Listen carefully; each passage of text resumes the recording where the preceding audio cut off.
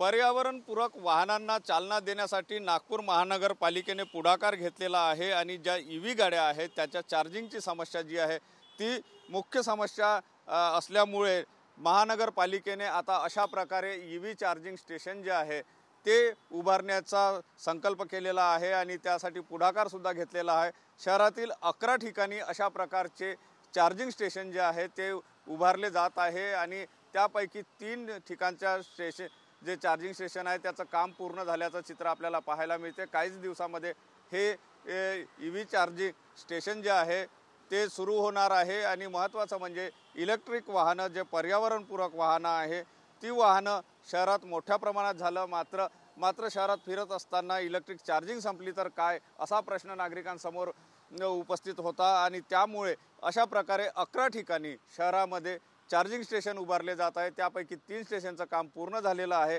एकंदर म्हणजे पर्यावरणाच्या दृष्टिकोनातून पर्यावरणपूरक वाहनांना चालना देण्याच्या दृष्टिकोनातून महानगरपालिकेने आता पुढाकार घेतलेला आहे आणि यातून शहराच्या प्रदूषणात होणारी वाढ जी आहे ती सुद्धा कमी होण्यासाठी फायद्याचं ठरणार आहे। कॅमेरामन साईसह सुनील ढगे, TV9 मराठी, नागपूर।